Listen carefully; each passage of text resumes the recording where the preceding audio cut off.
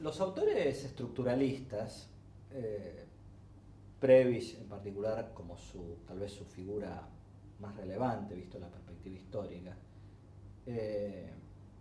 tenían muchos puntos de contacto con los economistas que llamamos los teóricos clásicos del desarrollo. Pero como dije antes, hacían tal vez hincapié en algunos factores, en particular aquellos vinculados con la economía internacional, que les daban una característica distintiva. Por ejemplo, bueno, como es bien conocido, Prebisch junto con Hans Singer desarrolla la teoría del deterioro de los términos de intercambio, que me dice que si uno se queda exportando productos primarios, enfrenta cada vez o recibe cada vez precios menores vis-a-vis los precios de los productos industriales que importa, y por lo tanto necesita exportar cada vez más productos primarios para importar la misma cantidad de productos industriales. Y esto se asociaba, según Prebisch, con factores como el que ya mencioné antes, por ejemplo, vinculado a la monopolio del progreso tecnológico en los países centrales, pero también a cuestiones de elasticidad de ingreso de la demanda. Es decir, cuando el ingreso de un país, de una sociedad crece, la demanda de productos industriales crece más rápido que la demanda de productos primarios, por una cuestión de saciedad de las necesidades básicas, fundamentalmente. Pero también con cuestiones de reemplazo de productos naturales por productos sintéticos o artificiales, como es el caso del algodón, la lana, etc., ¿no? Creo que a mí me parece interesante que en aquel momento, más allá que los autores se leyeran o no, que se leían y debatían entre sí, había como alguna comunidad de ideas o alguna conexión tal vez un tanto difícil de desentrañar entre estos autores, las ideas que desarrollaban y algunas cosas que estaban haciendo algunos países, ¿no? A mí me resulta siempre interesante pensar en algo que dijo en alguna conferencia a fines de los años 60 el viceministro de Industria y Comercio de Japón acerca de la estrategia industrial de Japón, y él decía que Japón se había concentrado en tratar de desarrollar industrias en donde la elasticidad de demanda del ingreso fuera alta, en donde la productividad creciera rápidamente y en donde el progreso tecnológico también fuera rápido. Y estaba pensando entonces en términos muy distintos a los que pensaría Prebisch, ¿no? Digamos, no vendamos cosas que tengan una elasticidad de ingreso de la demanda baja, porque eso significa que vamos a vender a mercados que crecen poco. Vendamos cosas en donde, de industrias en donde el progreso tecnológico sea rápido, porque eso nos da una oportunidad de meternos en la dinámica temprana del progreso tecnológico y no quedar condenados a ser meramente usuarios de tecnologías desarrolladas en otros lados cuando las industrias ya son maduras. Existía,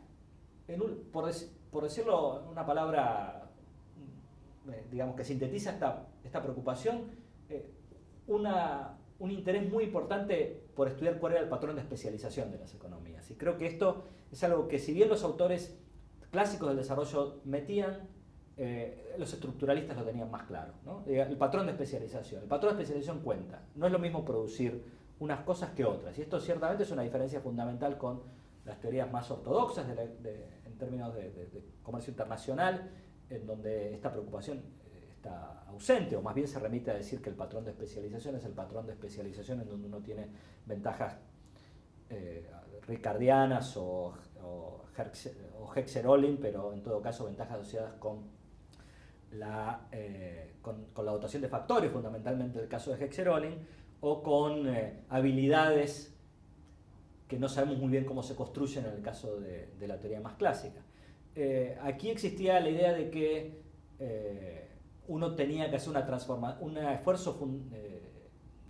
consciente por transformar la estructura productiva y el patrón de especialización de los países pobres. Y esto llevaba a preocuparse por la industria, pero por ciertos tipos de industria, en donde coexistieran estos factores vinculados con progreso tecnológico, productividad, crecimiento de los mercados, etc. Y esto creo que en un punto el estructuralismo latinoamericano tenía un cierto escepticismo en que esto pudiera ser conseguible si no había un cambio fundamental en las reglas de juego de la economía mundial. cosa que tal vez los autores clásicos del desarrollo no veían con la misma intensidad. Y creo que este pesimismo desemboca, junto con otros factores, ciertamente, en lo que luego va a ser la teoría de la dependencia, que en última instancia me va a decir, mirá, mientras vos estés metido dentro de la economía mundial, nunca vas a transformar tu patrón de especialización porque ya estás de algún modo condenado, porque llegaste tarde, porque te dominan las empresas transnacionales, porque los países centrales nunca van a voluntariamente admitir que te conviertas en un exportador de productos industrializados o que te conviertas en un generador de progreso tecnológico. Y ahí surge las ideas más radicales de la teoría de la dependencia que en muchos de los autores obviamente llegaban a la conclusión de que la salida era alguna suerte de socialismo nacional, ¿no? o algo parecido en donde los países en desarrollo rompieran con la economía mundial, se aislaran o en todo caso formaron un nuevo club, una economía internacional paralela sur-sur, en donde todos estos aspectos más negativos de la inserción que venía desarrollándose desde el siglo XIX, XVIII, XIX, estuvieran ausentes. Entonces creo que este es otro tema interesante que hoy está siendo retomado justamente por algunos autores más de la corriente principal. Recientemente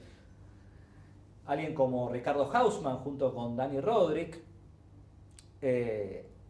han vuelto a preocuparse por mostrar que el patrón de especialización de la economía cuenta cuando uno trata de explicar si es una economía más pobre o más rica. Nada más que ahora se hace esto con econometría sofisticada, etc. Entonces los economistas dicen, ah, sí, resulta que esto era cierto. Pero son viejas ideas que en algún momento llevaron o inspiraron al menos, sin duda, algunos intentos de transformación estructural en economías latinoamericanas como Brasil, Argentina y otras en los años 50, los años 60, que luego quedaron desacreditadas porque esas experiencias no salieron del todo bien, pero que hoy en día empieza a distinguirse, me parece a mí, entre tal vez el no total éxito de estas experiencias de transformación estructural. Argentina probablemente es un caso en donde ciertamente ese proceso quedó a mitad de camino, por razones que sería largo de enumerar y no es el momento ahora de hacerlo, pero en todo caso los problemas de implementación de esos esfuerzos con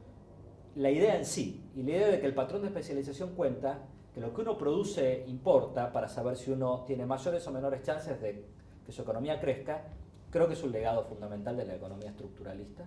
y que complementa de algún modo las visiones de los economistas pioneros del desarrollo, en donde, si bien esa preocupación, como digo, también estaba, no era el punto central de interés. Entonces creo que hay uno puede juntar ambas ideas y puede de algún modo aspirar, o sería interesante aspirar a reconciliar ambas tradiciones y a sacar de eso tal vez algunas ideas para pensar el mundo de hoy,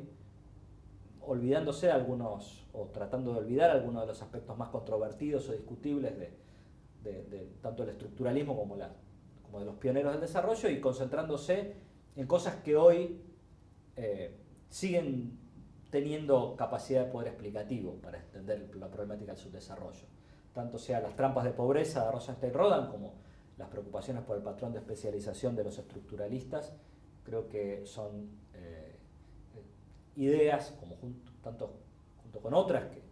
que mencionamos antes, que vale la pena rescatar y tratar de repensar a la luz de la economía de hoy.